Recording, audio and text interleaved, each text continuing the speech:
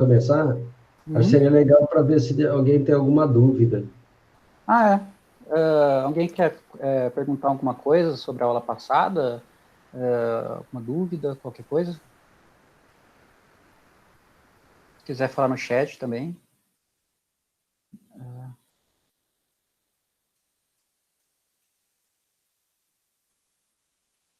Bom, se ninguém tem dúvidas, eu vou começar aqui. Vou apresentar minha janela aqui.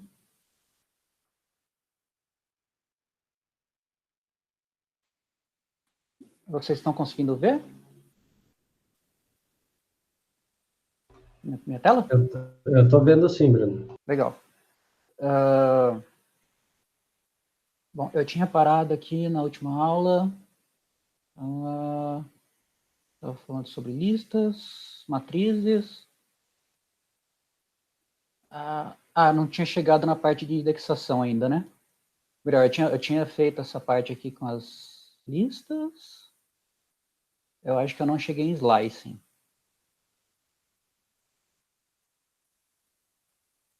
É.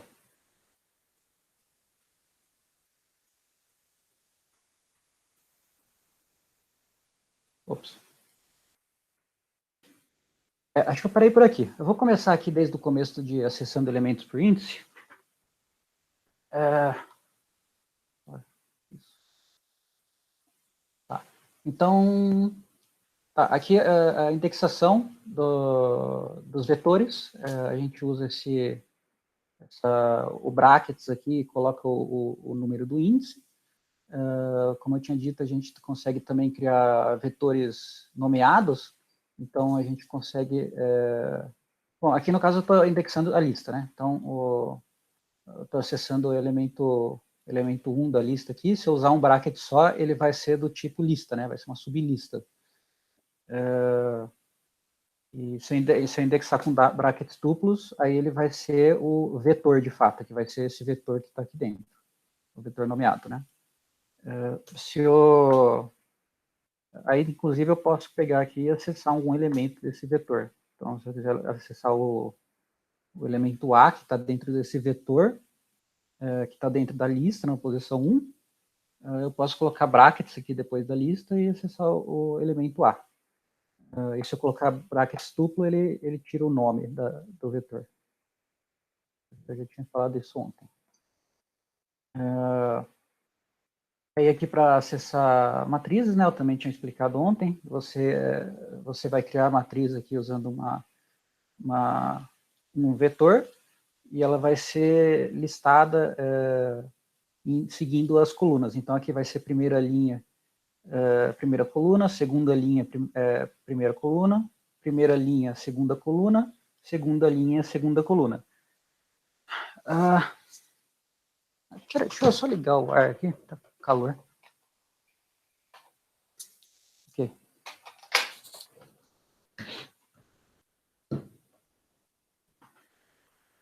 Aí, se a gente quiser indexar a matriz, o mais comum é a gente usar essa indexação aqui com dois índices. Então, a primeira linha,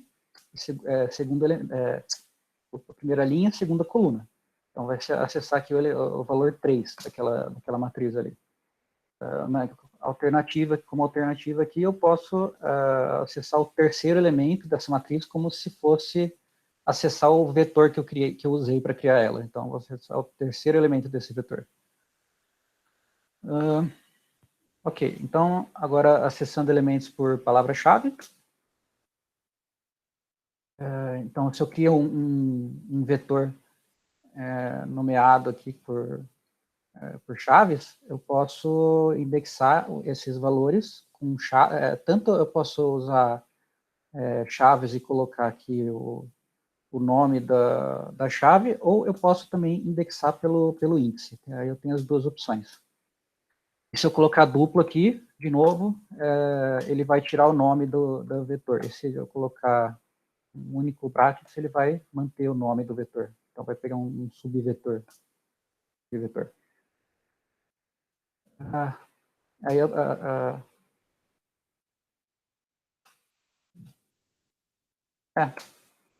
não lembro por que eu coloquei esse type off aqui, mas ela é do tipo double. Aí eu posso indexar lista da mesma forma, só que na lista eu também tenho a opção de usar o cifrão para acessar os elementos nomeados da lista. Eu não posso usar números aqui, tá? Isso daqui vai dar erro. Eu posso usar cifrão e colocar o nome do elemento fora das aspas. Tem também umas outras formas de acessar isso aqui, mas acho que com aspas também funciona. Não, pera. Funciona. Eu posso então usar tanto com aspas quanto sem aspas, se eu colocar o cifrão. E eu posso indexar também usando o índice, contanto que eu use o brackets. E na lista, deixa eu comentar isso aqui em cima, e na lista, como eu falei ali em cima, se você indexar um bracket, você pega um pedaço da lista, e esse pedaço da lista vai manter ou o índice ou o nome dessa posição da lista. No caso aqui é a lista na posição A, é uma sublista. Se eu colocar lá duplos, ela pega o elemento que está dentro daquela posição da lista. Isso também aqui, ó, só para provar esse fato aqui em cima, de que se eu colocar só um bracket, ele pega um pedaço da lista, se eu fizer type of var double bracket e executar, ele vai pegar double, que é o elemento que está dentro daquele pedaço de lista. Se eu colocar só um bracket, aí ele vai mostrar que é do tipo lista, porque é um pedaço da lista. Você cortou um pedaço dela fora. Aí tem aqui também... isso daqui é o que eu já expliquei.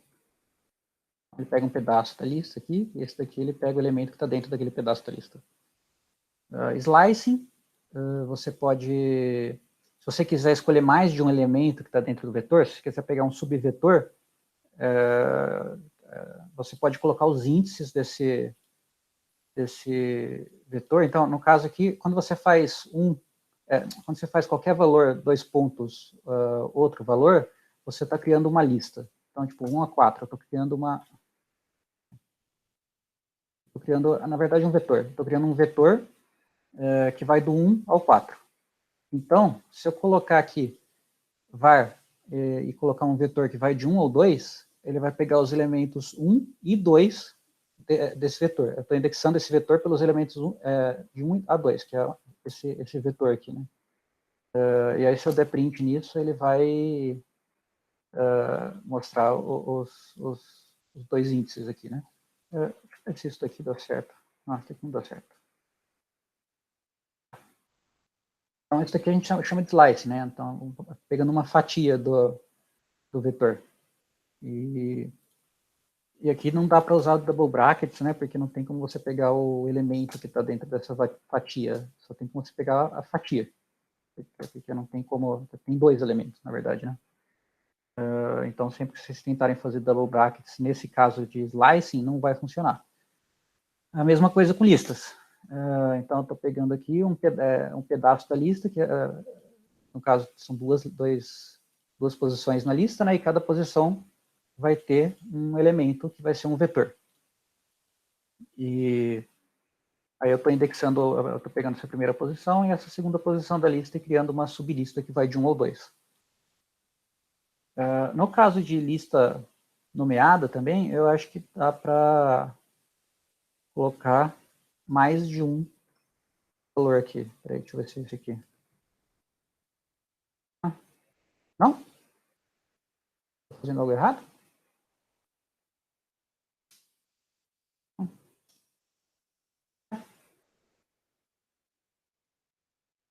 Pera.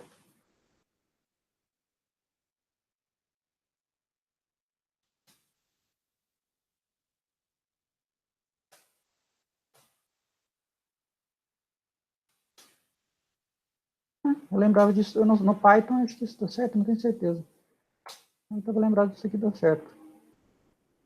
Ah, não, é que eu deletei a lista. Porque eu tinha executado um código que sobrescreveu a variável. Ah, mas não deu certo ainda. Não sei, se alguém descobrir, me avisa. Coisa assim. Bruno, Foi. eu acho que você tem que pôr C. Ah, C, né? Verdade.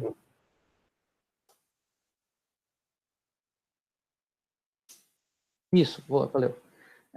Você pode também, isso daqui também é um tipo de slice, né? Você pode criar um vetor aqui dentro, da mesma forma como a gente fez aqui, né? A gente fez um vetor aqui dentro, e aí você pode colocar nesse vetor tanto o índice aqui, né?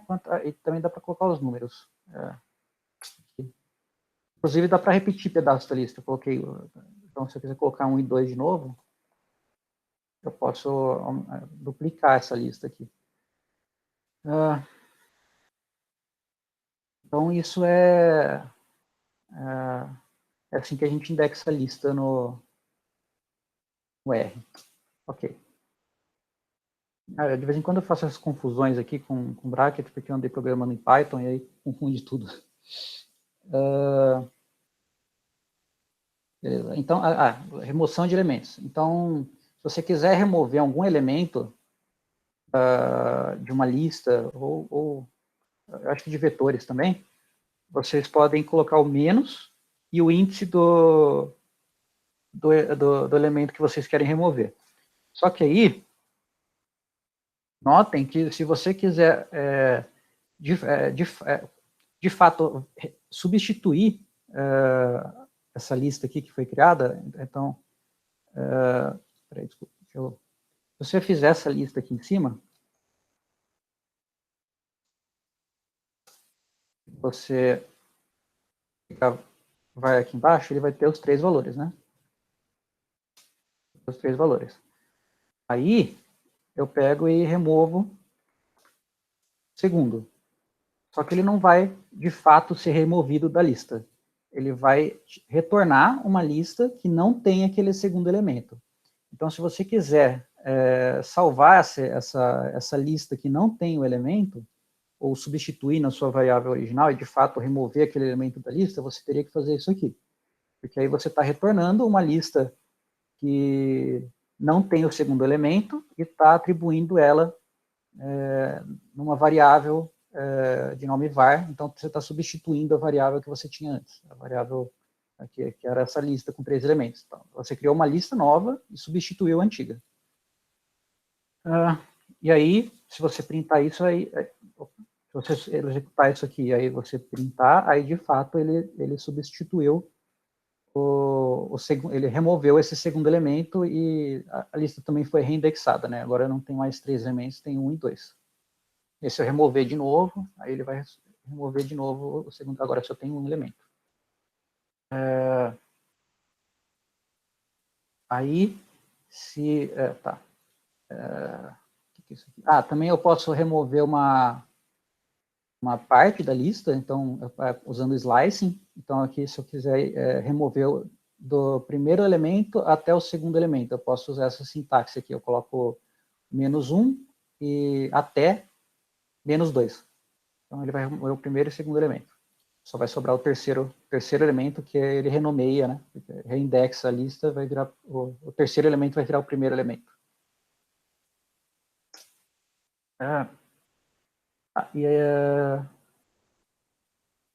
O que eu fiz aqui? Se eu quiser remover, isso aqui eu estou removendo o último elemento. Então, se eu pegar o length de var, ele vai retornar o tamanho da lista. Então, pegar aqui length var, ele retorna o tamanho da lista. Deixa eu pegar essa lista aqui. Ele retorna o tamanho da lista. E esse tamanho da lista também vai ser o índice do último elemento da lista. Então, se eu fizer menos o último elemento da lista, ela vai remover o último elemento aqui, o 3. E aí ele só vai sobrar o restante aqui. E também o que dá para fazer também, se você quiser indexar até o penúltimo elemento, por exemplo, você poderia fazer var, desde o 1 até length var menos 1, por exemplo. E você pegaria todos os elementos até o último menos 1, então até o penúltimo. Do 1 até o penúltimo elemento. E aí você poderia, a gente pode indexar o vetor assim também. Na verdade, aqui seria a mesma coisa de... os dois aqui estão retornando a mesma coisa, né? Fazer menos o último elemento é a mesma lista. Aí tem fatores. Fatores é um pouquinho estranho.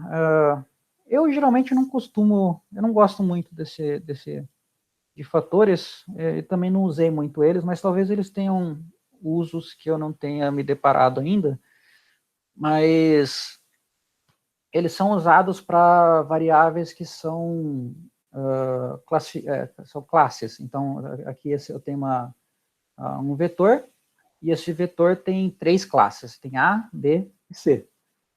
E aí eu estou criando esse fator em cima desse vetor, e ele vai criar aqui basicamente uma lista que só pode ter esses três níveis, A, B e C. Então, ele só pode ter essas 3 classes. Se eu fizer levels F aqui também, levels F. Então, ela só pode ter esses 3 tipos de variáveis. Então, se eu tentar concatenar um valor que não existe em F, vamos ver o que acontece. Na verdade, isso aqui, eu não lembro direito como mexe em fator, tá? Desculpa, mas faz tempo que eu não uso isso aqui, mas o fator, ele substitui os nomes, as suas classes, por números. Então, aqui tem primeira classe, segunda classe, terceira classe. E o fator pode ser usado em problemas de planamento. Por exemplo, um fator com um certo número de níveis, esse comando ajuda. Então... Só um comentário, assim, é que em análise, alguns tipos de análise estatística, assim, você tem a variável classificatória, e isso ajuda você a analisar, quer dizer, o fato de o R explicitamente saber que aquilo lá é um tipo fator, facilita algumas análises. Por exemplo, você pode fazer uma análise de regressão e colocar um fator e uma variável numérica, ou mais de um fator, e ele já vai fazer, vai desdobrar a regressão por níveis do fator, entendeu? Ou outras análises estatísticas também, né? Então, assim, eu acho que o R, ele usa o fator para isso, né? Quer dizer, ele explicitamente está falando que aquela é uma variável classificatória para análise estatística. O Paulo está falando em regressão, né? Exato, a variável categórica, daí você põe na regressão, que a gente estava falando. Então, ele já variável categórica, esse é o nome que eu estava tentando lembrar. Obrigado, Paulo. Então, assim, é o classificatório, mas, de qualquer forma, a maior utilidade é isso, e, assim, no sentido também de como ele já define o mapeamento entre um valor inteiro numérico e o nível, em termos vamos dizer, de checagem, de alocação de memória, ele é mais eficiente, né? Sim. Você precisa de menos bytes para descrever informações que estão... Ele tem certeza que aquilo, por exemplo, se você escrever uma string, né, um texto errado, ele já vai denominar outro fator, né, outra variável, né? No fator, isso daí também de qualquer forma, como ele faz esse mapeamento numérico, é mais fácil de diagnosticar. Então, mais ou Só menos que é essa a utilidade também, mas é mais análise estatística mesmo.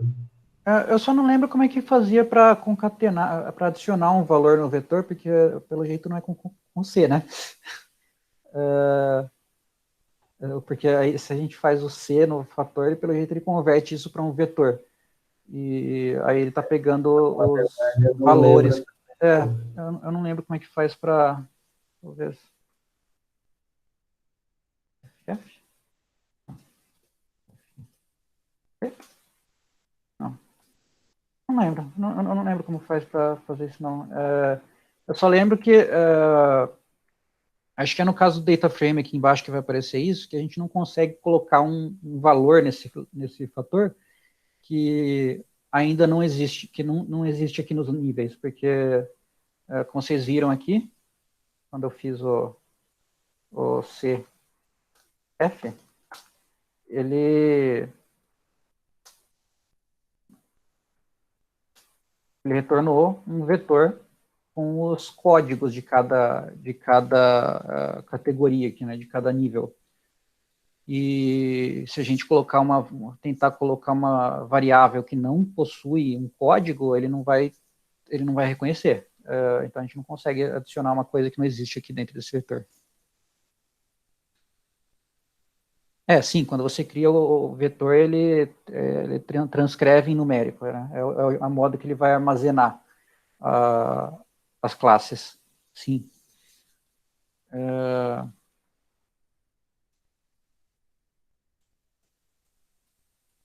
Bruno, Oi. eu estava dando uma olhada aqui, na verdade você tem que adicionar no levels do fator para conseguir concatenar, por exemplo, se você quiser fazer Sim, um sim. novo fator, É, você tem que concatenar um novo nível do fator. mas como faz isso? Então vou por aqui na. Mas não tem tanta necessidade de ver isso também. É só o importante é saber que isso existe. É, Porque pode dar problema quando você estiver tentando programar alguma coisa, aí você, sei lá, tenta concatenar essa lista que você encontra aqui no seu código, e aí vira números, e você não sabe o que aconteceu. Então você vai desconfiar, sabendo que isso existe, você vai desconfiar que isso pode ser um motivo, que pode ser um fator. uma coisa importante é que, por default, quando você importa, por exemplo, um conjunto de dados em CSV ou importa do Excel, tal, ele tem um dos argumentos é string as factors. Então, assim, tudo que Sim, for sim. string, ele vai converter para fatores. Quando a gente cria data frame aqui, eu vou mostrar isso. Ah, tá. Então, quer dizer, esse é o problema. Muita gente fica perdido daí. Como é que você faz para evitar isso também? Uhum. É, É só para. eu Essa vou não mostrar aqui, ó. É esse caso aqui mesmo, ó. Se eu fizer esse data frame, vocês veem aqui que ele criou desculpa, deixa eu introduzir data frame primeiro. Data frame é tipo uma lista de listas, basicamente. Você vai ter os nomes do índice da lista. Deixa eu ver se só uma coisa aqui rapidinho. Dá para acessar por índice também. Então, a mesma coisa da lista. Você pode acessar ou pelo índice ou pelo nome da coluna dessa lista de listas. E aí Não, desculpa, é uma lista de vetores. Mas eu acho que pode ser uma lista de listas também. Acho que você pode ter o do tipo lista aqui, ao invés de um vetor. Se eu fizer isso aqui, ó, list, col4 é igual a list, e eu coloco qualquer coisa aqui. Ixi, só não. Mas eu lembro que dava para colocar mais de um tipo de variável aqui, não lembro, pelo menos eu acho que eu lembro. Mas enfim, um data frame então vai ser uma lista de vetores. Aí cada coluna vai ter um tipo. Você não pode misturar esses tipos igual você faz na lista. No vetor você não pode misturar tipo, e aqui você também não pode misturar tipo, mas as colunas podem ser de tipos diferentes. Então, nessa primeira coluna eu tenho o tipo double, na segunda coluna eu tenho o tipo factor, FCT aqui, factor, né? E eu tenho outro tipo double. Aí, vocês vão notar que o que eu fiz, para criar esse data frame, eu usei um vetor de caractere, mas ele virou do tipo factor, porque ele...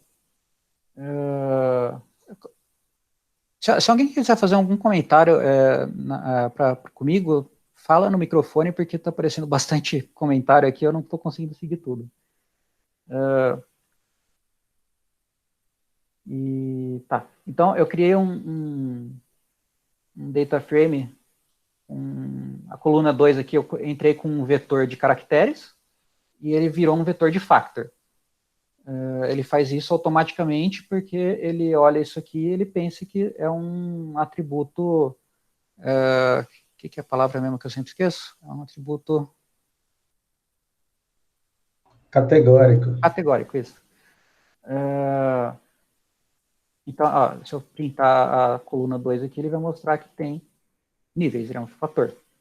Aí, se eu não quiser que isso aconteça, se eu quiser que essa coluna seja de caractere, eu posso colocar esse argumento aqui, strings as factors, igual a falso. O default dele, o padrão é true, e se eu colocar igual a falso, ele não vai converter esse vetor de caractere em fator. Aí vocês podem ver aqui que ele virou CHR, então é um vetor de caractere. E se eu printar esse vetor de caractere, df coluna 2. Aí ele vai printar uma string e não um fator. Notem também como eu estou indexando esse data frame, parecido com uma forma que a gente indexa listas, né? Porque ele basicamente é isso, é uma lista de vetores.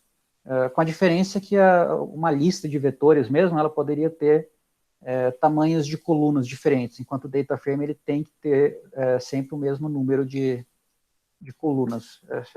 Dá erro se eu tiver menos elementos nessa coluna do que nas outras colunas. Então, tem sempre que ter o mesmo comprimento aqui, os vetores que estão dentro dessa lista. É uma tabelinha, tipo Excel, né? E ela tem a diferença de uma matriz, porque na matriz a gente também só teria como colocar um tipo de variável. Então, teria que ser uma matriz de números, uma matriz de caractere, uma matriz de, sei lá, fator, mas só pode... não sei se dá para criar uma matriz de fator, na verdade. Mas você só pode ter um tipo de variável. Enquanto um data frame, você pode ter um tipo para cada coluna. E aí a gente indexa isso daqui, a gente pode usar o cifrão, a gente também pode usar chaves, então aqui com o 2 ele vai pegar... notem também aqui, que se eu fizer df com 2, ele retorna um pedaço do data frame se eu usar brackets simples. Se eu usar brackets duplos, ele vai retornar o elemento que está dentro dessa coluna aqui, que é esse vetor. Então, é igualzinho em lista. E eu também posso indexar por número. Então, se eu colocar aqui 1, ele vai pegar a primeira coluna aqui. O nome desse elemento aqui é nome da coluna. Ou posso pegar o terceiro elemento aqui, ou o segundo elemento. Então, eu tenho a opção de usar tanto o nome quanto o índice dela. Aí a gente consegue concatenar. Oi. É só para dizer como você pode pegar, por exemplo, uma linha desse data frame. Talvez seja interessante também colocar, porque aqui você passou pelas coisas, né? Como que pegava a linha mesmo? Você fazia df... Daí você tem que vírgula, por exemplo, zero não tem. Isso. Então, aqui, se eu colocar vírgula antes, Isso, aí, é como se eu estivesse pegando todos os elementos, todos os elementos Peraí, agora eu buguei aqui. 2, 3, 4. Não, linha, coluna. Isso.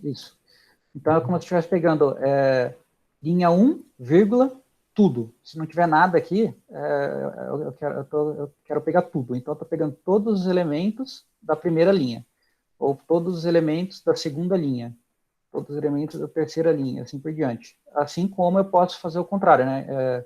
Que seria tipo isso aqui. Então, eu estou pegando todos os elementos da primeira coluna. E se eu deixar sem vírgula, é como se eu estivesse pegando todos os elementos da primeira coluna também. Eles são quase sinônimos aqui, né, com a diferença que se eu colocar o vírgula, ele age como se fosse brackets duplos. São detalhezinhos, né, que a gente vai praticando, a gente começa a acostumar com a sintaxe e começa a ficar menos confuso. Mas isso aqui também não dá para, assim, ficar tentando decorar todas essas diferencinhas de sintaxe, é coisa que você só vai aprender se você estiver programando mesmo, se tiver prática. Senão você vai esquecer. Assim, eu estou falando aqui mais para vocês saberem da existência dessas coisas, porque aí quando vocês forem praticar, vocês não têm tanta dificuldade. Tá, aí se eu quiser concatenar, exato, não tem como aprender, é igual a linguagem, né? Não tem como aprender sem praticar. Igual a linguagem, igual a matemática, ou qualquer outra coisa que tenha, assim... linguagem matemática é uma linguagem, né? Então, são todas formas de você transmitir informação. No caso aqui é uma forma de você transmitir informação para o seu computador, uma interface entre você e seu computador.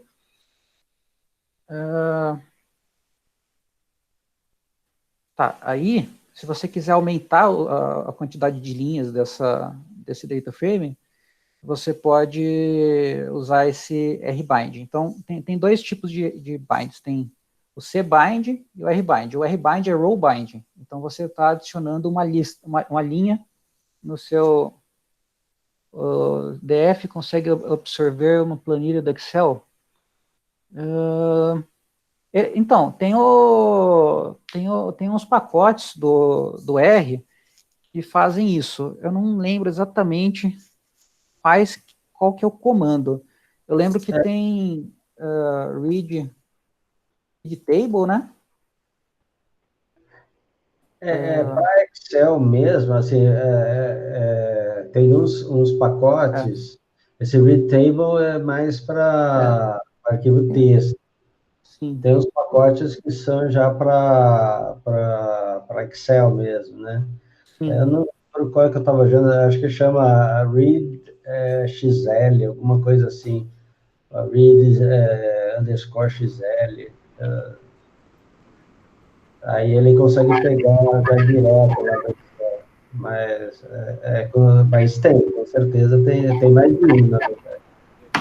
Tem uns pacotes na verdade, separados.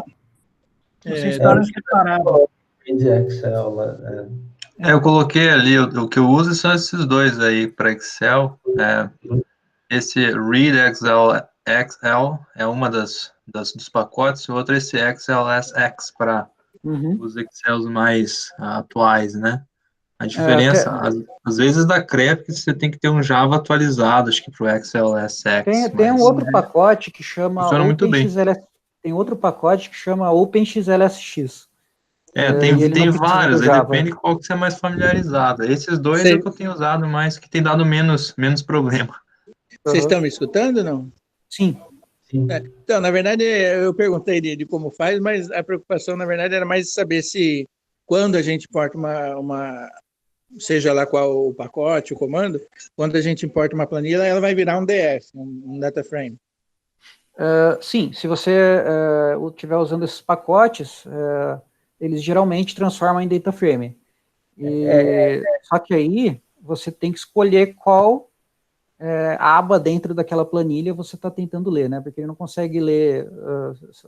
No Excel você pode ter mais de uma aba, né? Várias planilhas. Legal, sim, é por aba. Entendi. Aí você escolhe qual aba você quer transformar em data frame, porque o data frame você vai conseguir guardar uma. Legal.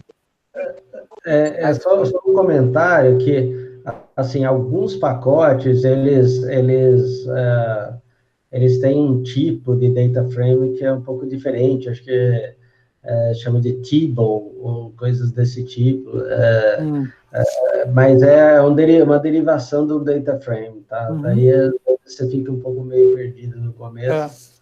O pacote que eu mais recomendo, assim, usar, para não ter tanto enrosco, é o OpenXLSX, porque ele não precisa de Java. Porque Java dá um trabalhinho para instalar. Tem que instalar na máquina mesmo, não é só instalar um pacote no R. Mas esse OpenXLSX, eu acho que ele não tem dependência externa. Ou outra opção seria você escrever, salvar o conteúdo da sua planilha em um CSV e ler. Ler do texto, né, do ponto CSV usando o R, que aí ele consegue ler direto. Então, eu peguei esse data frame, TF, eu salvei ele no arquivo CSV, eu não sei se dá para ver ele aqui, deixa eu...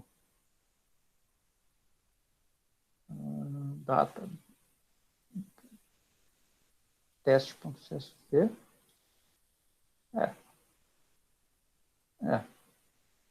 aí ele salvou aqui o CSV, tá vendo? Não, tranquilo. Aí você pode, o Excel vai ter a opção de salvar o CSV também. Na verdade, eu ia mostrar isso aqui na aula seguinte, mas já está aqui já. E tem esse read table também, que você pode colocar acho que ele funciona de um jeito um pouco diferente, não estou bem lembrado das diferenças aqui.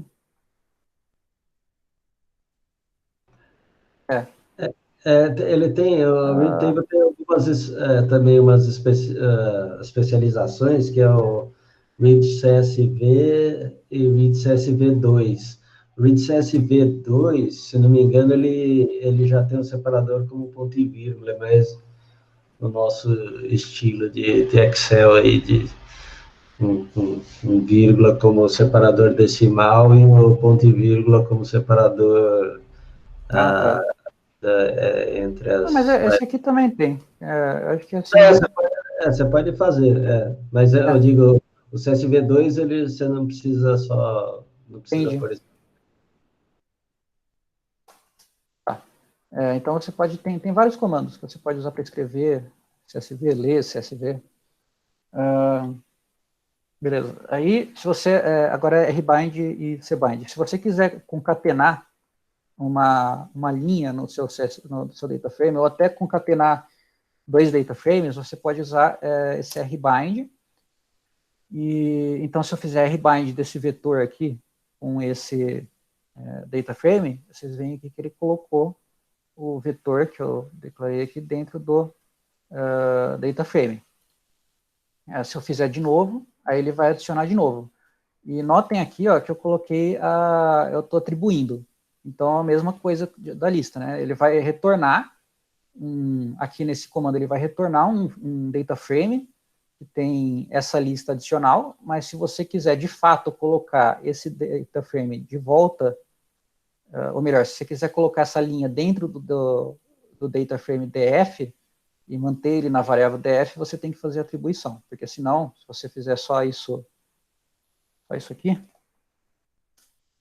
aí você pode concatenar quantas vezes quiser, que ele vai manter igual. Então, ele só está concatenando e retornando, e aí ele não está substituindo a variável df. Mas aí, se você quiser que ela substitua de fato, aí você pode fazer isso aqui. Aí começa a aumentar o tamanho do data frame.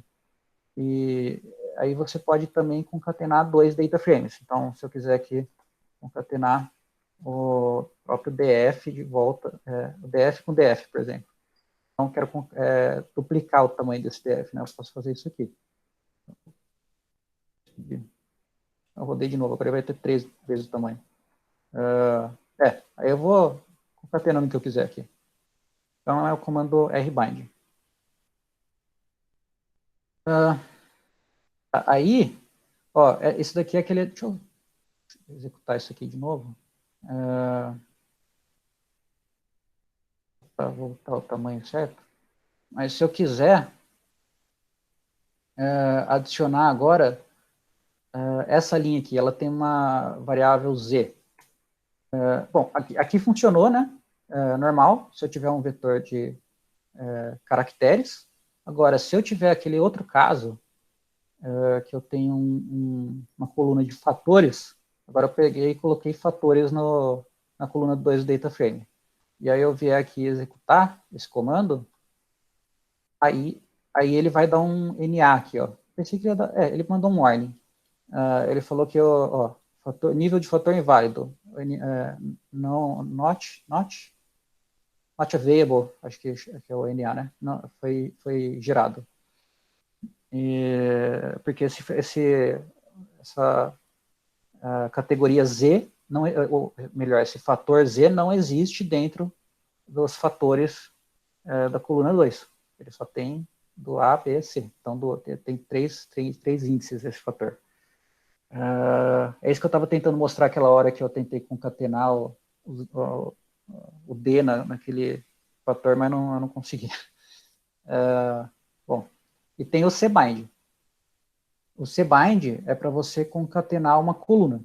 Então, eu posso vir aqui e colocar o data frame, que eu quero concatenar uma coluna, colocar o nome da coluna, é igual a um vetor ou um data frame. E no caso do data frame, você não vai precisar colocar o nome da coluna, né, porque todas as colunas do data frame já vão ter nomes. Mas aí eu posso executar isso aqui. 2, 3, 4, 5.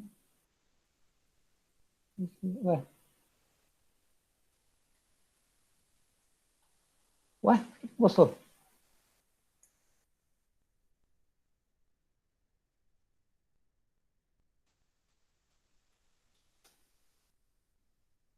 Tá, é que eu não tinha atribuído de volta aqui, ó.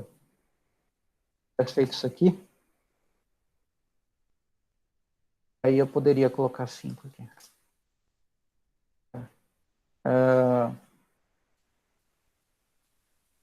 Então, isso daqui vai concatenar uma coluna no data frame. E aí isso aqui vai ser o nome da coluna. E o que eu posso fazer, eu posso também colocar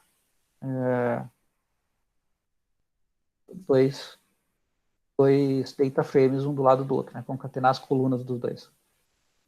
Ou melhor, concatenar a coluna dos dois data frames.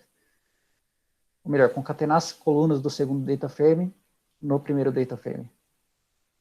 Outra opção aqui seria a gente colocar o cifrão e colocar um nome novo da coluna que você quer e o valor que você quer que essa coluna tenha. Então aqui eu estou criando uma coluna 4, aí sei lá, se eu quiser colocar uma coluna 5, eu posso fazer isso aqui. Então você pode, ao invés de usar o cbind, indexar pelo nome novo de uma coluna que você quer adicionar.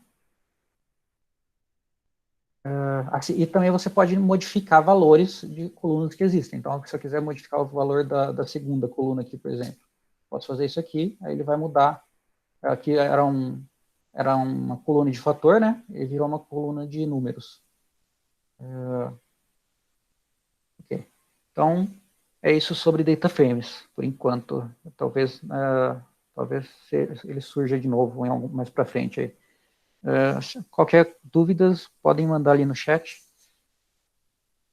que eu vou continuar aqui. Operações entre estruturas de dados. Ok, então se você tem dois vetores ou duas listas e você quer fazer uma operação ou elemento-elemento, ou, sei lá, uma multiplicação de matrizes, qualquer coisa do tipo, elas vão ter operações diferentes. Então, aqui eu estou, nesse exemplo aqui, eu estou criando dois vetores, A e B, e aí eu posso operar entre esses dois vetores, elemento a elemento, usando os operadores que eu já tinha mostrado na aula passada. Então, mais, vezes, eu posso elevar primeiro o vetor ao segundo vetor, eu posso dividir o primeiro vetor pelo segundo vetor, e assim por diante. Todas as operações aqui são válidas. A mesma coisa para listas. Então, eu vir aqui com lista, e aí... Não, lista não? Eu lembrava que funcionava. Não, lista não. Então é só vetor. A gente não consegue fazer operações entre as listas.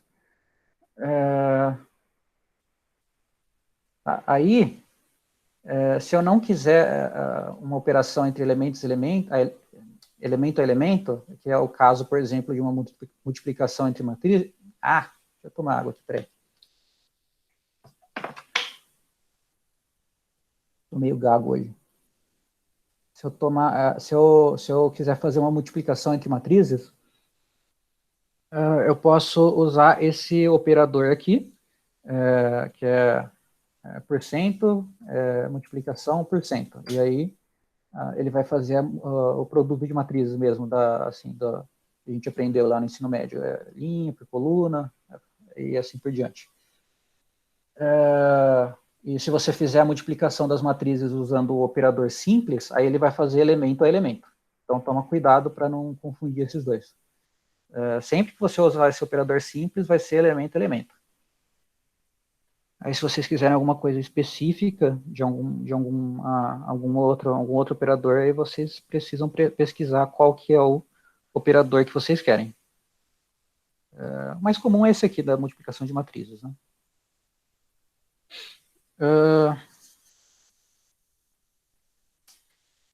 Ok. Aqui dá para fazer operações entre data frames diferentes também. Então, aqui eu estou criando dois data frames, né? E aí eu estou somando os dois. Ou melhor, eu estou somando a coluna 3 dos dois. Então, estou pegando def1, coluna 3, mais def2, coluna 3. Então, ele está pegando aqui coluna 3 mais coluna 3. E está somando como se fossem vetores. Beleza, normal. Ou eu posso fazer diretamente no data frame inteiro. Esse caso aqui. E aí, ele mandou um warning, porque a gente tem uma coluna aqui que não é numérica. Ela é uma coluna... na verdade, ele é fator aqui, né?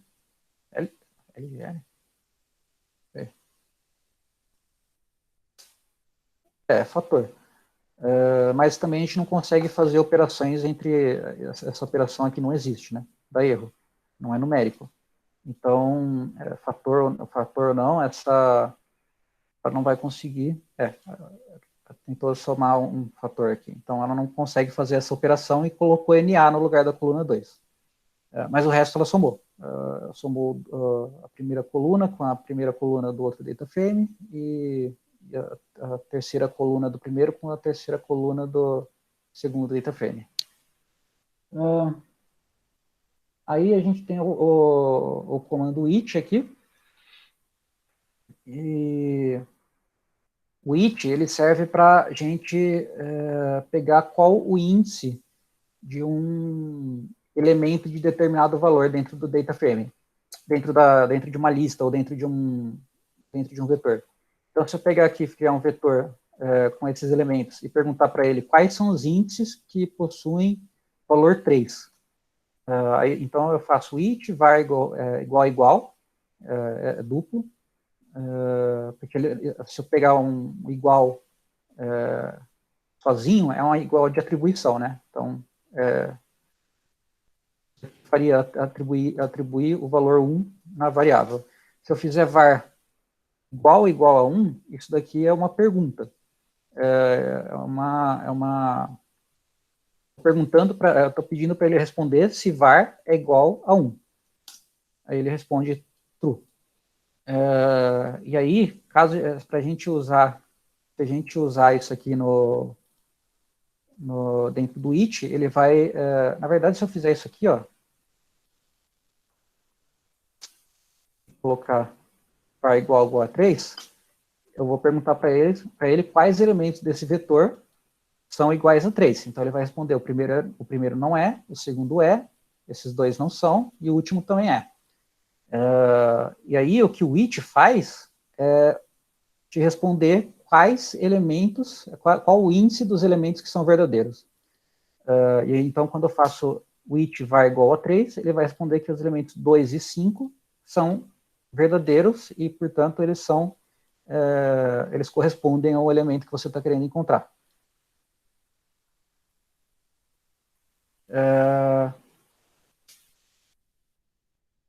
Não sei o que eu cliquei aqui. Ah, tá. Se eu quiser printar printar os elementos que são iguais a 3, então eu tenho aqui, seria a mesma coisa de printar 2 e 5, né? 2 e 5. Ou eu posso fazer automático, que é o it aqui. Então, na verdade, isso aqui não tem tanto uso nesse caso aqui, né? Mas tem casos que você pode querer retornar, por exemplo, o nome que está dentro de um data frame, por exemplo. Então, você quer pegar o nome que tem determinado código em uma coluna, ou melhor, que você quer encontrar uma linha que tem um determinado código e quer saber o nome, por exemplo. Pode ser então, por exemplo, uma coluna é o CPF, a segunda coluna é o nome da pessoa. Então, você pode usar esse comando it para encontrar o nome da pessoa usando o CPF dela. Aí você faria de uma forma semelhante aqui, né? Beleza. Esse aqui é o caso que eu já mostrei lá em cima. Aí o comando length. Eu já expliquei o length também, né? Ele vai mostrar o tamanho da sua variável. Então, eu tenho um vetor com 3 posições, então ele vai retornar 3. O data frame, ele sempre vai mostrar a quantidade de linhas que tem o data frame. E não a quantidade de colunas. É isso mesmo, né? É isso. É isso? Peraí. Não. Ok, então ele retorna a quantidade de colunas. Isso, ele retorna o número de colunas. Você pode usar end row para retornar o número de linhas. Uhum. Então aqui, se eu pegar se eu fizer length def1, é que para mim é intuitivo ele retornar o número de linhas, mas pelo jeito... se for pensar, é uma lista, né? Uma lista de vetores, então se você pegar o tamanho dessa lista, ele vai te retornar a quantidade de colunas. Ok, então ele length vai retornar a quantidade de colunas. Se você fizer dim, ele vai...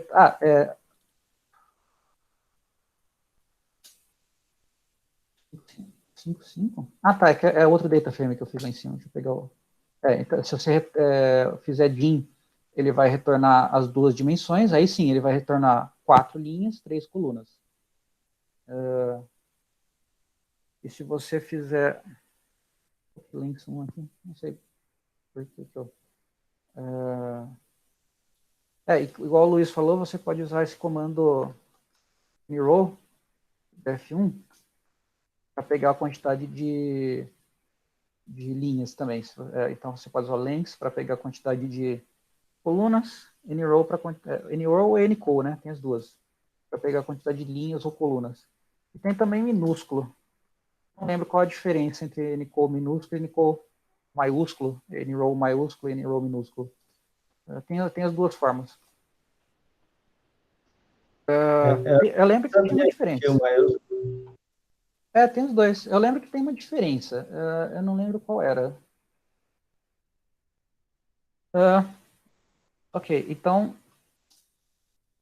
o length vai retornar o tamanho do vetor que contém essas variáveis, né? Então, se isso daqui fosse C, por exemplo, eu rodasse, pedisse o tamanho se tivesse um comando que retornasse o tamanho da variável, ele ia contar a quantidade de caracteres que tem dentro dessa string.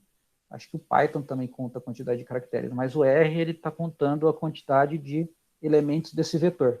Então, se eu colocar outra frase aqui, ele vai... Se tiver um vetor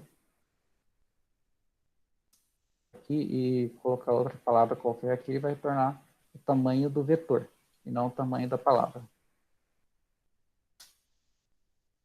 Aí tem alguns elementos que tem tamanho 0 no R.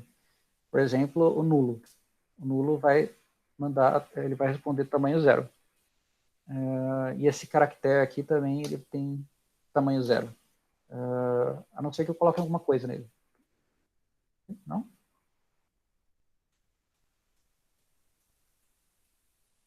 Não entendi.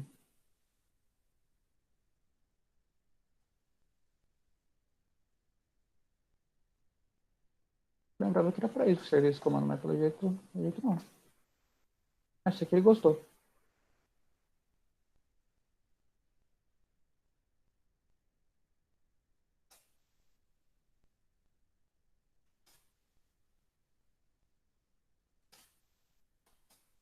Ah, ele está criando um vetor de 3 caracteres. E aí, se eu fizer vazio, ele cria um vetor de 0 caracteres que vai retornar essa palavra aqui, que tem tamanho 0. Acho que é a mesma coisa se eu fizer isso aqui, ó. Tem um vetor de 0 inteiro. Continua sendo um vetor, só que não tem nenhum elemento. Inclusive, só por curiosidade, 48 bytes. Se eu tivesse um vetor que tem algum elemento,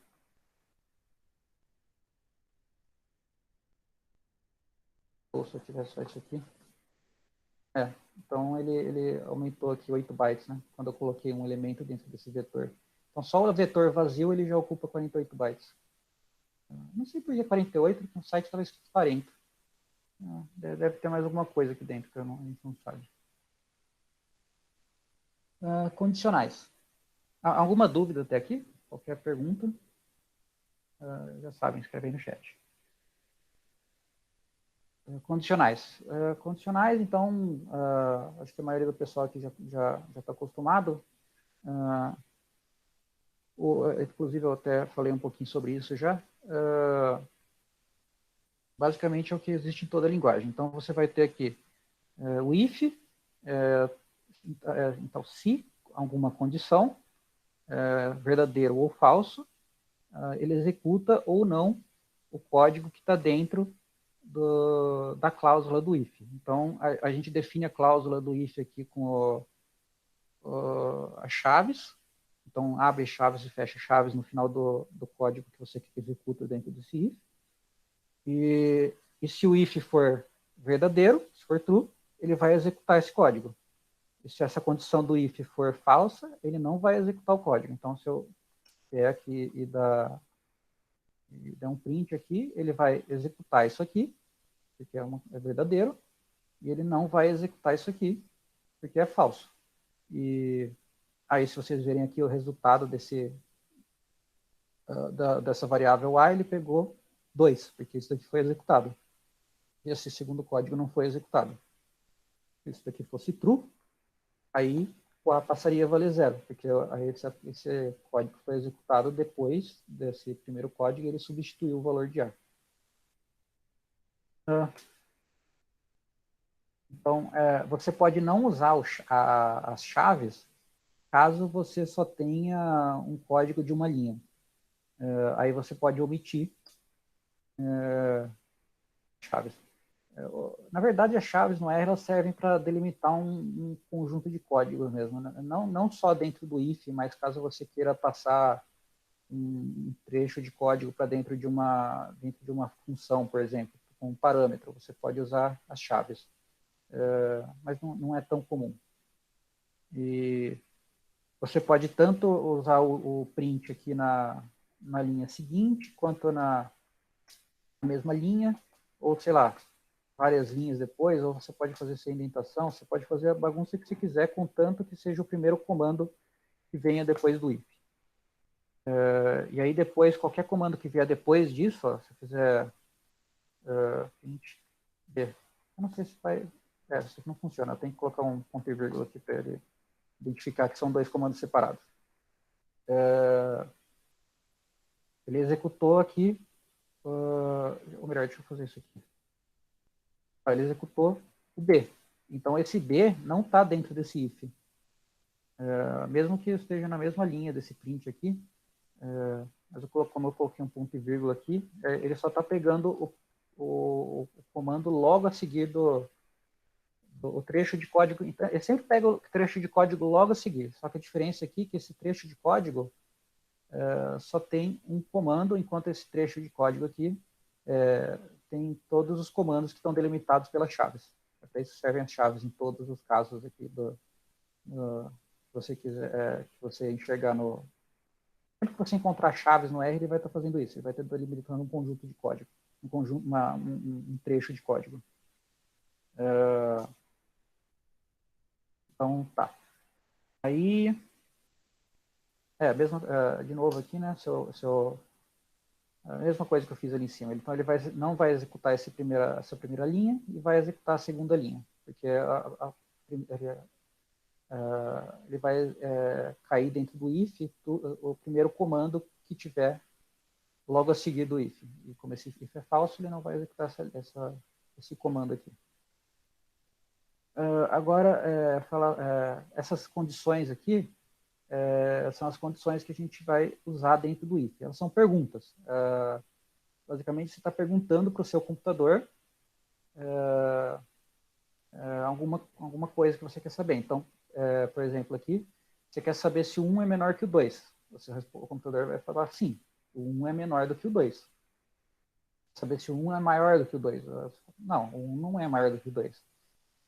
Aí vai ter também aqui o maior ou igual, que aí é caso o maior ou igual, então vai ser se o 1 for maior ou igual ao 2. Então, se eu fizer 2 maior ou igual a 2, ele vai responder true, esse terceiro aqui. Se eu pedir 3 maior ou igual a 2, de novo ele vai responder true. Se eu pedir 1 maior ou igual a 2, aí vai ser falso, porque o 1 é menor do que 2. Mesma coisa aqui com menor ou igual, só que aí esse daqui vai ser 1 abaixo, né? Qualquer valor que é 1 ou menor do que 1 vai responder true aqui. O igual é igual, que eu já expliquei ali em cima, se for idêntico. E o desigual. Então, qualquer valor que não seja 1 vai responder true nessa cláusula aqui. Então, aqui ele respondeu falso porque 1 é igual a 1. Se eu colocar 0 é desigual a 1, ele vai responder true.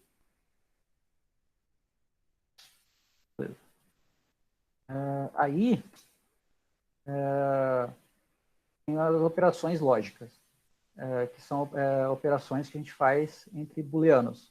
Então, a gente poderia ter, por exemplo, eu quero saber se... Na verdade, eu falo isso aqui embaixo, então eu vou explicar depois.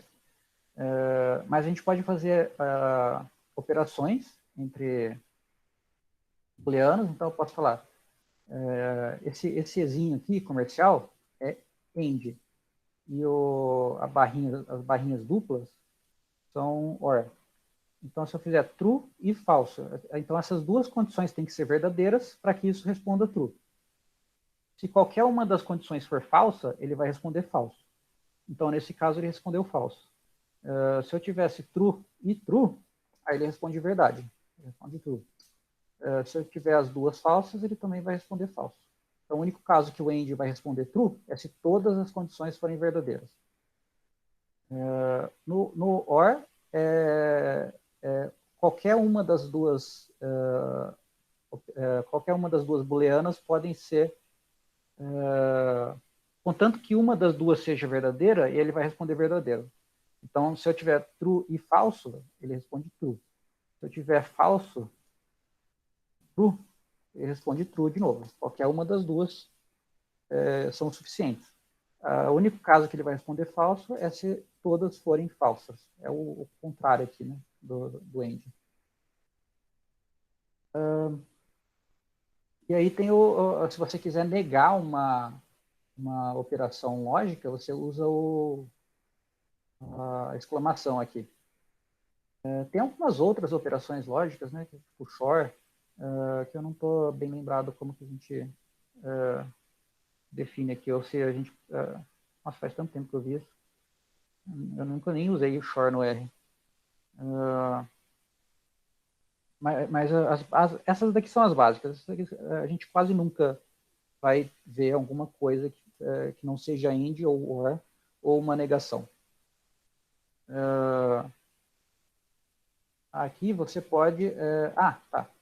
Notem aqui, ó, eu estou criando dois vetores.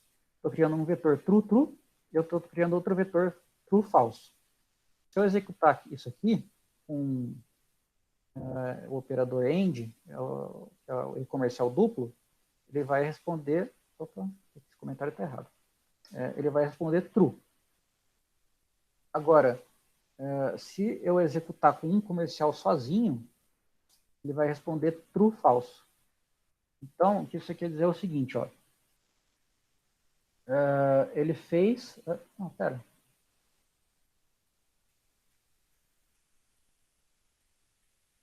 O que é?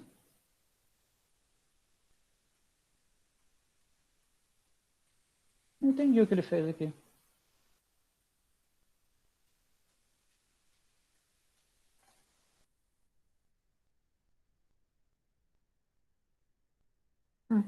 Eu tenho que pedir para vocês pesquisarem mais a respeito disso, se vocês quiserem ter certeza de como funciona esse comercial duplo. Mas, ó, nesse segundo caso, ele faz a operação elemento a elemento. Então, ele vai pegar o primeiro elemento do primeiro vetor e comparar ele com o primeiro elemento do segundo vetor. E vai responder true.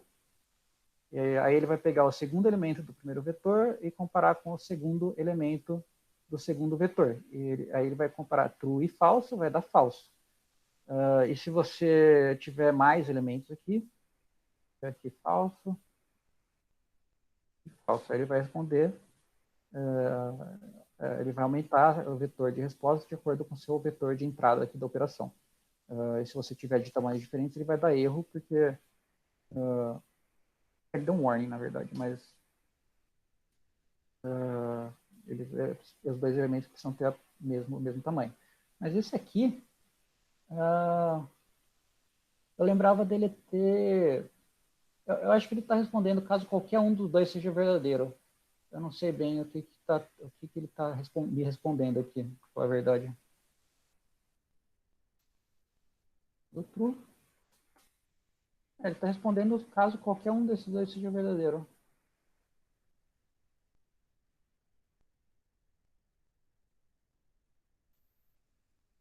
Não. Está respondendo caso o primeiro seja verdadeiro.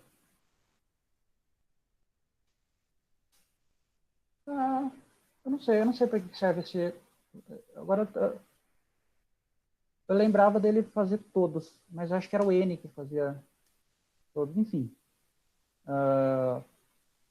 Então, o e-comercial duplo, ele vai fazer uma operação, vai responder uma coisa só, e se você fizer o e-comercial sozinho, ele vai responder em vetor. Então, tomem cuidado com isso para não dar problema na hora que vocês estiverem programando. Aí, de novo, aqui a mesma coisa com o OU, e aqui, se você tiver o OU duplo, ele vai fazer também uma operação só que agora eu estou na dúvida sobre o que ele está me respondendo aqui. Meio estranho. Tem um outro comando que chama N. E esse N vai pegar se qualquer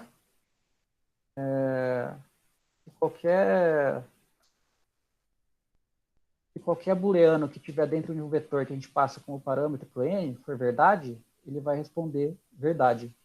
E tem um outro comando que é o AL. Que aí ele só vai responder verdade se todos os elementos aqui forem verdadeiros. Então, se tiver aqui todos verdadeiros, ele responde true. É como se eu estivesse fazendo T, I, T, AND E, T, AND E, AND E. T, AND T, tem AND T. E aqui em cima é um OR, né? Ele seria T, OR false, OR true.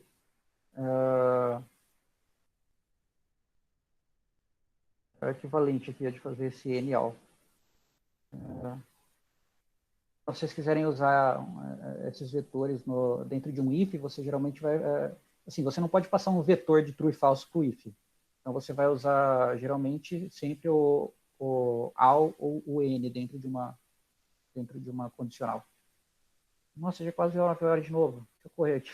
Ah, não dá para correr aqui no final. Tudo bem se eu passar um pouquinho, uns 10 minutos? Alô?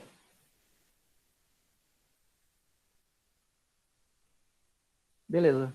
Se alguém precisar sair também, tudo bem. Mas eu acho que vai passar um pouquinho, porque é 8h45.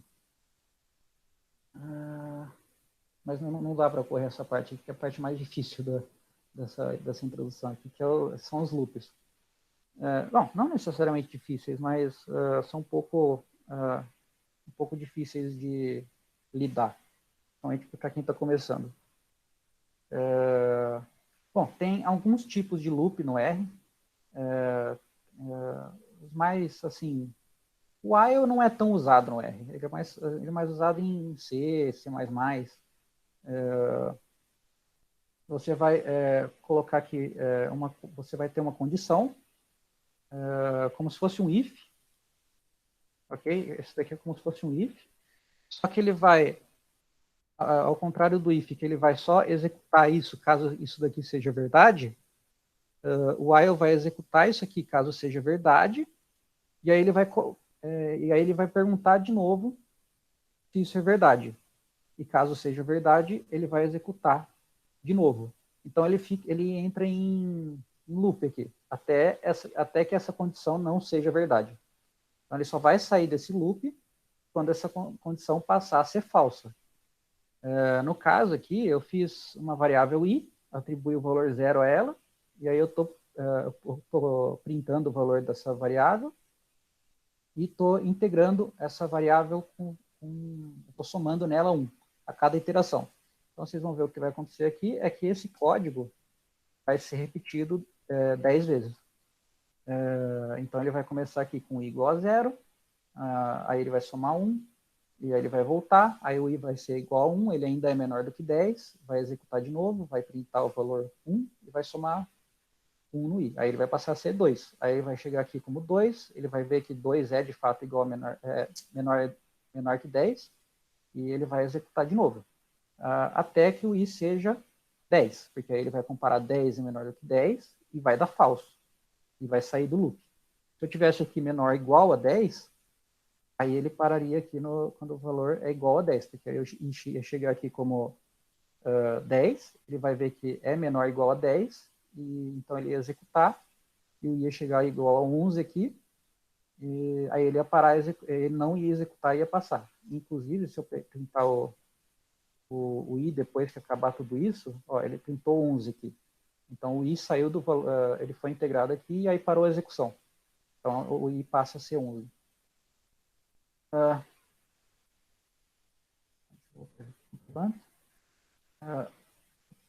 O comando mais, assim, um dos mais usados tem um outro comando de loop que é o lapply, que eu vou explicar depois. Vocês precisam saber de função antes. Mas um dos mais usados aqui é o for. E o for é um pouco mais seguro de usar, porque o while, se você tiver alguma coisa que... se eu deletar essa linha aqui, se o meu i for sempre 0, isso daqui vai entrar em loop infinito. Ele vai executar para sempre. Vai encher minha tela aqui de número e provavelmente vai travar meu navegador. Então, ele não é muito seguro de ser usado. Você pode entrar num caso de loop infinito.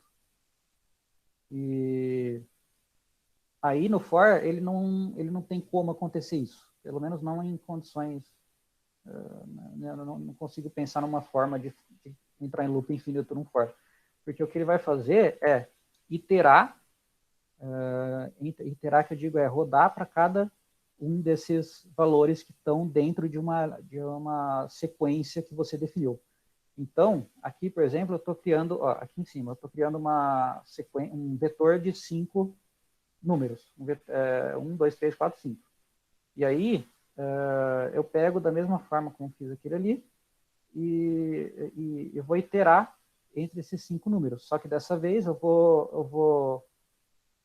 não vou somar aqui no final da linha. Eu não vou fazer i igual i mais 1, porque o i vai ser a gente vai atribuir o valor de i automaticamente conforme ele for iterando nessa lista, nesse vetor.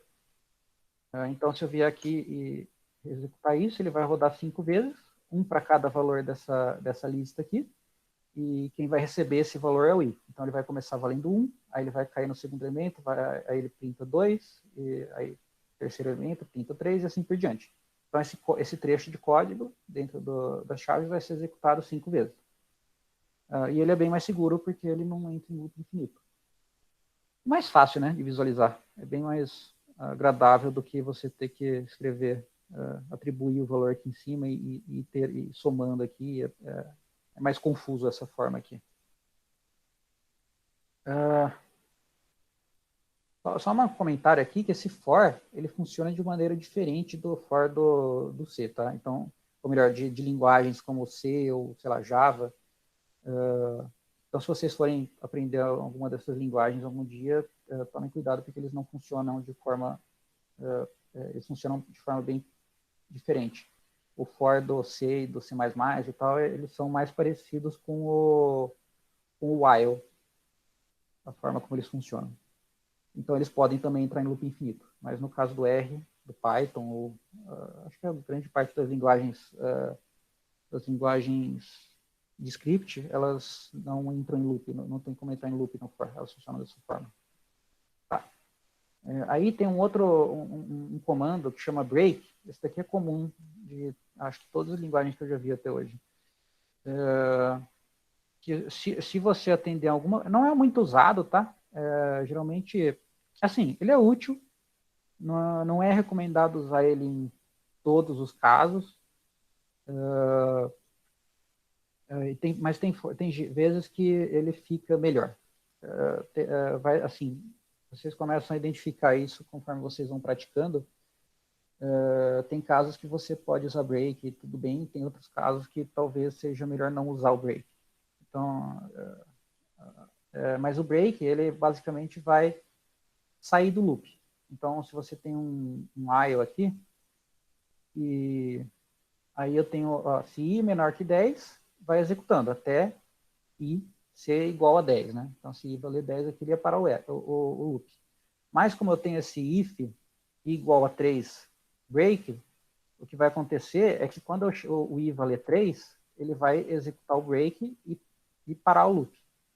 E ele vai pular para fora aqui direto. Inclusive, se eu tivesse uma outra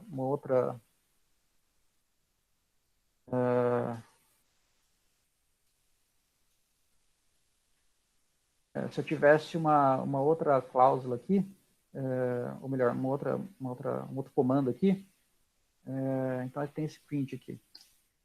Ele não, quando ele chegou no i igual a 3, ele saiu direto e ignorou esse comando, mesmo tendo entrado no while. Assim que chegou nesse comando, ele já saiu fora. Ele já caiu aqui para a próxima linha aqui. Ou melhor, ele já saiu fora da chave aqui. E não printou o break aqui.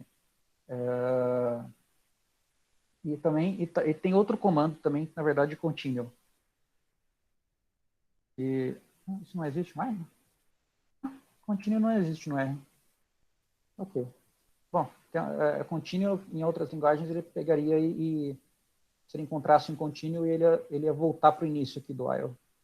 E ele ia cair na condição aqui, né? Se a condição fosse verdadeira, ele ia executar o while de novo. Mas, bom, hoje não existe continuo em R. Beleza. Agora, funções. Falando rapidinho, que é bem... Ô, Bruno, tem uma pergunta do Jean. Oi. Tem uma pergunta do Jean, acho que você não leu. O for funciona para passos diferentes de 1? Então, o for, ele não vai ter passo. O for, ele vai iterar em uma lista. Então, se sua lista for... uma coisa aqui rapidinho. É isso que eu... Não. No sec aqui.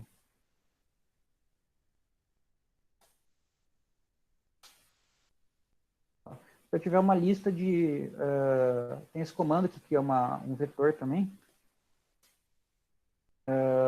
E aqui eu estou definindo passo igual a 0.5, certo? Para criar esse vetor. Então, eu estou criando um vetor de 1, 2, 0.5. Então, 1, 1.5 e 2. Ele está andando com passo 0.5. E se eu colocar esse vetor dentro do meu loop, ele vai iterar o 1, 1.5 e 2. Uma outra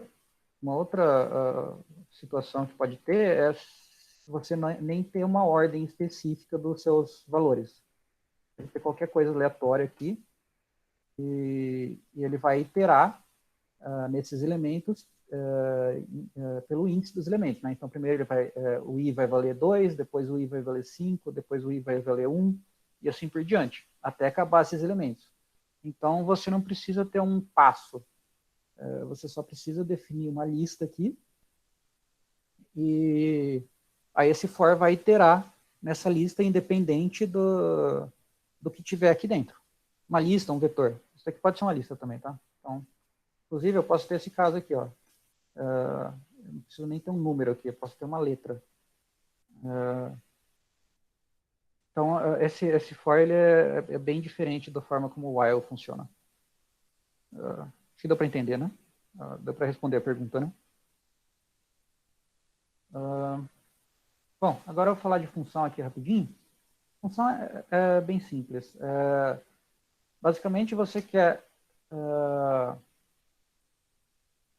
na verdade, tudo que a gente já mexeu com várias funções, né? Por exemplo, o print. O print é uma função. Você passa um argumento para ele, aí dentro do R ele tem essa função print definida.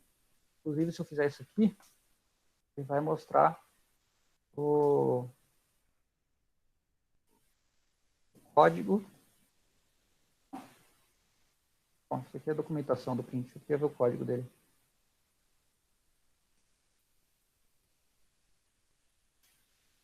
No R.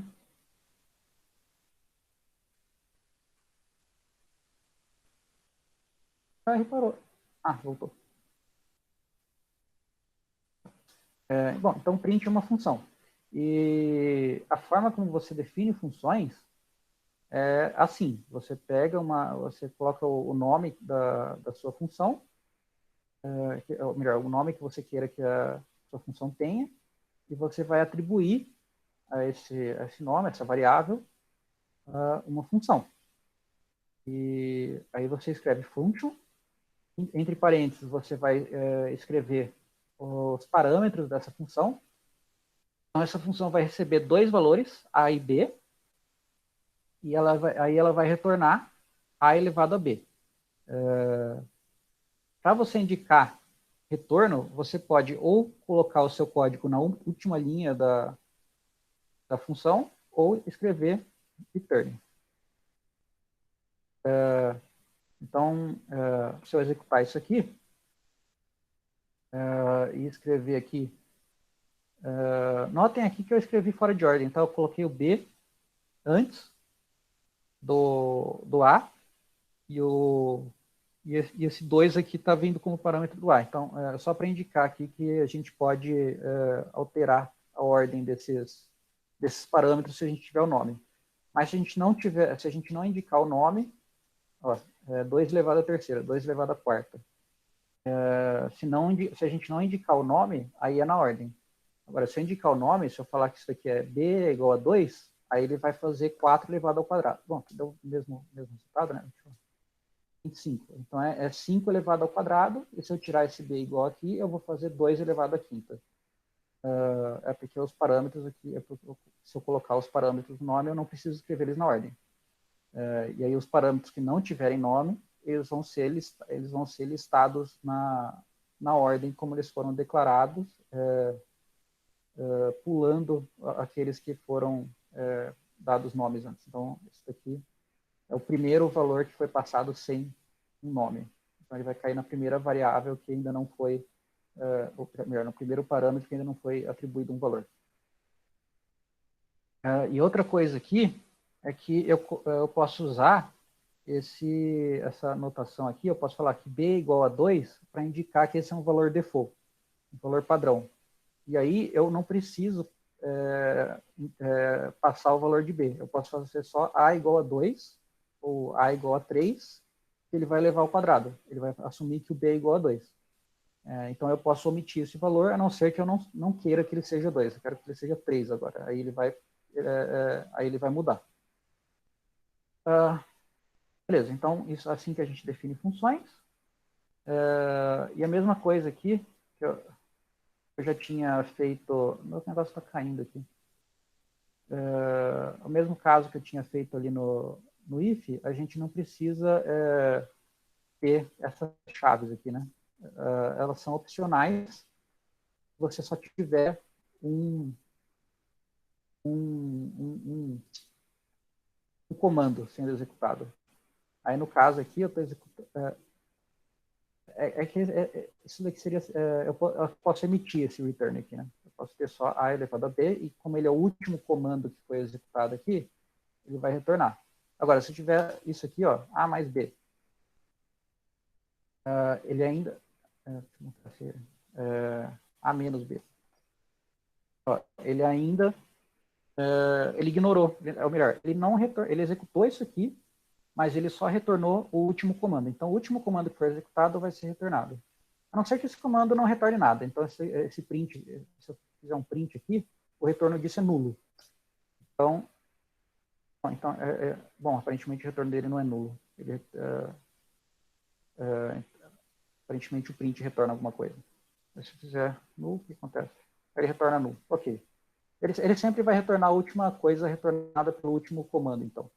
No caso aqui, A elevado a B. E a mesma coisa aqui. Eu posso ou escrever isso dessa forma, ou fazer return A elevado a B. As duas coisas funcionam. E aí eu posso também ter só uma linha aqui, ou várias linhas, aí, sei lá, bagunça que vocês quiserem. Geralmente eu prefiro escrever com chaves, a não ser que seja uma coisa muito pequena. Eu acho que fica um pouco bagunçado se escrever sem chaves. Escrever chaves em alguns lugares e sem chaves em outros. Mas, enfim. Tá, então é isso a aula. Eu só queria agora passar um exercício para vocês. Eu vou explicar aqui bem rapidinho. É bem simples. Bom, é simples de explicar, de fazer não tanto. Não tão difícil também. Mas o exercício é o seguinte. Deixa eu perguntar, tem alguma dúvida sobre as funções aqui? Ou está tudo certo? Bom, qualquer coisa pergunta. Eu vou partir para o exercício agora. Então, eu tenho uma função aqui, ó, encontrar primos, e eu quero que essa função encontre todos os primos até um valor n, um valor de parâmetro n. Só que ela tem alguns bugs. Ela não está funcionando como ela deveria. Então, se eu vier aqui e executar essa função, ó, só para explicar aqui o código, então eu estou definindo a função aqui, ok? Aí eu estou passando um valor, declarando um valor de n aqui, e estou passando ela como parâmetro para a função. Na verdade, eu não precisaria ter esse n aqui, né? Eu poderia ter isso aqui. Eu tenho que substituir aqui também. Eu só coloquei o n ali para ficar mais fácil de mudar esse valor. Mas esse nome n não tem nada a ver com esse n que está dentro dessa função. Tá? Depois que você passou ele como parâmetro, isso aqui pode assumir qualquer nome. Então, isso aqui poderia chamar a, que continuaria funcionando. Esse valor, aí eu receberia 100 dentro da minha função, e aí minha variável passaria a ser chamada de n. Tá, então eu estou aqui recebendo o valor, atribuindo o valor 100 para n. Então, esse 100 vai entrar aqui dentro dessa função. vai executar a função e vai retornar esse vetor aqui, primos. Eu declarei esse vetor aqui em cima. Cada vez que eu encontro um número primo, eu adiciono ele nesse vetor. Então, se eu pegar aqui isso aqui e executar, vocês vão ver que ele não tá encontrando números primos, ele está encontrando todos os números. Então, ele tem bugs aqui. Tem mais de um bug. Aí, o exercício encontra os bugs e conserta essa função para que ela retorne os números primos. Então, a intenção é que você leia esse código, porque, assim, a maior parte que a gente está programando, a gente não vai só escrever código, a gente vai tentar entender código dos outros. Então, uma coisa fundamental é que a gente consiga entender códigos que estão, às vezes eles estão bagunçados, às vezes eles não estão documentados, às vezes eles não têm, às vezes tem bugs. Então, o exercício aqui é justamente para tentar entender esse código e encontrar onde estão esses bugs. Entender a lógica aqui também, né, dos loops e do if. Beleza. Aí, quando vocês consertarem o código, ele vai executar aqui, ele vai mostrar todos os números primos aqui, então vai ser 3, 5, 7, 11, 13, 17, assim por diante, até chegar no número 100. Se eu quiser um número maior aqui, eu posso colocar, sei lá, 500. Aí ele vai encontrar todos os números primos até o 500. Só que aí, vocês vão notar também que se vocês colocarem um número muito alto aqui, vai começar a ficar lento. Isso é porque esse código não está otimizado. Ele foi escrito assim da forma mais simples que ele pode ser escrito. E então, depois que vocês consertarem o bug, que é o exercício, aí eu vou passar um desafio, que é executar, aprimorar esse código aqui, tentar fazer ele executar o mais rápido possível. Então, se vocês verem aqui, ele está executando em 0.012 segundos. E tem um outro comando aqui, que é esse benchmark, que aí ele vai executar essa função 10 vezes e dividir por 10, então ele vai tirar uma média do tempo das execuções para ter uma estimativa melhor do tempo exato que ela demorou para rodar. Né? E aqui também está um valor bem parecido com o que a gente controle. Ué, deu um valor bem diferente, na verdade. Ué. Não sei. Mas essa função aqui é para vocês conseguirem encontrar um valor mais exato do tempo que essa função demora para executar. Não estou entendendo por que no benchmark ela está demorando 10 vezes menos. Replication igual a 10, dividido por 10. Não sei. Talvez seja porque eu executei essa função pela primeira vez aqui em cima e talvez ela demore mais para executar. É isso. Então, acho que o R faz alguma otimização depois que eu rodo essa função pela primeira vez. Sei lá, ele percebe que isso daqui é um inteiro e agora ele vai tentar rodar isso aqui sempre com inteiro e aí consegue rodar mais rápido. Mas aqui faz mais sentido esse tempo aqui que demorou. Mas, tá. Então, o desafio diminua o tempo de execução aqui o máximo que você conseguir. Otimize esse código. E aí, quem conseguir o melhor tempo possível, o menor tempo possível, ganha. Assim, vocês não vão ganhar nada, mas vocês vão ganhar aqui a competição, o desafio. E aí...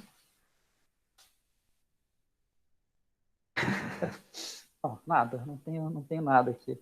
O máximo que vocês podem fazer é baixar esse notebook aqui para vocês. Aí, não, vocês vão ganhar um parabéns. e a admiração da turma. Só uma dica aqui,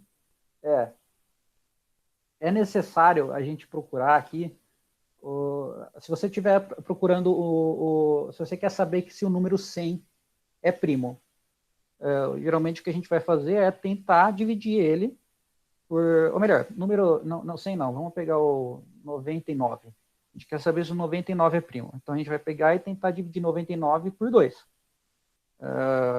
E não é divisível, não vai dar zero. Então a gente tenta 99 por 3. Aí é divisível. Se for divisível, ele não é primo. Mas eu preciso de fato ir testando do 2 até o 99? Ou eu posso parar antes? E se eu posso parar antes, quando que eu posso parar? E também, quais números eu tenho que testar? São todos até esse valor que eu tenho que parar ou não? Então, tem algumas coisas aqui que a gente pode mudar para fazer isso rodar bem mais rápido. Bastante mesmo. E aí, quando vocês fizerem aqui a otimização do código, eu vou colocar aqui, ó, 10 mil. Tem que rodar 10 mil. 10 mil não, vou colocar 5 mil. Quem conseguiu o melhor tempo com 5 mil primos ganha aqui a competição. Vamos ver quanto tempo demora isso. Com o código errado mesmo. Demora um bom tanto. É lento. É lento porque não está otimizado. E está com bug, né?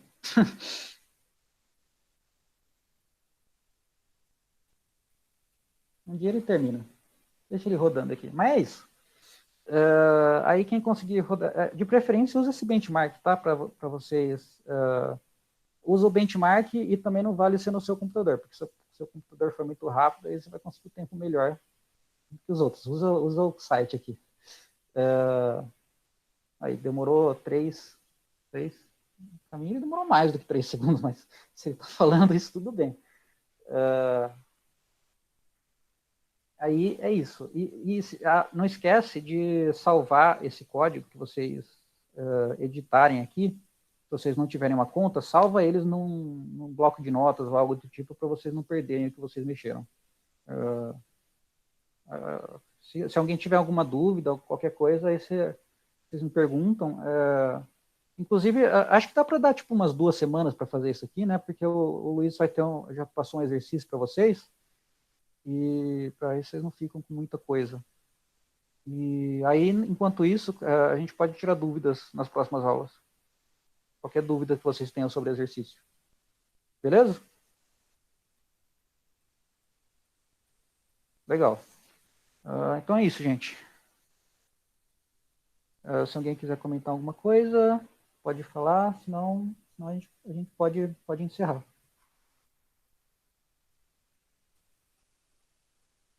Deixa eu parar de compartilhar minha tela aqui.